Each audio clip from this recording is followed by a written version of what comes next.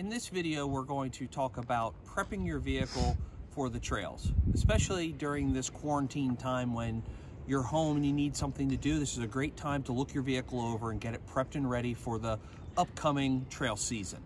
So going over everything in the engine compartment, we're going to talk about what to check, what to make sure is good before your first trail trip of the year.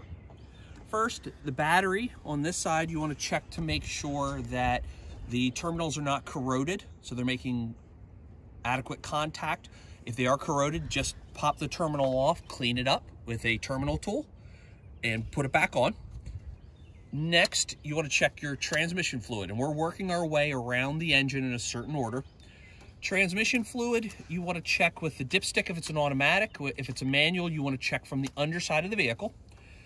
The automatic transmission, you want to check with your manufacturer on whether or not the vehicle needs to be running, if it needs to be in park or neutral when you check the fluid. Most automatic transmissions, you should be running with the transmission warm and either the transmission in park or neutral to check the fluid. But what you're looking for is the fluid, and on the dipstick, you'll see where it says hot and cold. You also want to check the color and the smell of the fluid if it's an automatic transmission. The automatic transmission should be a pinkish red color and should not smell burnt.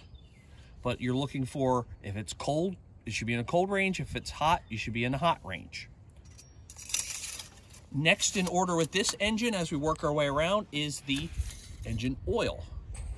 Now on this, you can see because it was running recently how the oil is up the dipstick a little further. This is where you want to take your rag, wipe it off, and then stick it back down into the dipstick tube to check it accurately, because it's going to splash all around when it's running. You can see mine's in the safe, but mine's also clear. The blacker it is, the closer it needs to be to an oil change. Now, both of these should be checked on level ground, or as level ground as possible. As we work our way around, the next thing we're going to check is the radiator. So with the radiator, you want to check the fluid level in the reservoir, and on the side it'll say full or add. You want to look in there to make sure it is at the right height. Mine's actually a little low. Then you also want to pop the cap while the engine is cool. See, it's spilled a little bit there, and you want to just make sure that it is the correct color and type that your engine requires, and you want to make sure that it is full. When coolant gets or goes bad, it starts to get brown and nasty, but it'll also show you some of the possible contaminants. Another thing to check is your air cleaner. It could be in a factory box here or a cold air system like this. You want to make sure it's clean and free from debris. Take that out, clean it periodically, or add a new one. Next, we want to check the serpentine belt. You want to make sure this is free from any cracks or major wear, and you want to make sure it's on all of the pulleys. Next in line is the power steering fluid. This, you pull it, and you can see the different things here with hot, cold, and add. Washer fluid is always good to clean the mud and the bugs off the windshield.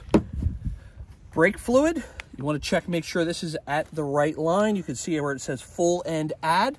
Make sure that is a nice clear consistency through it.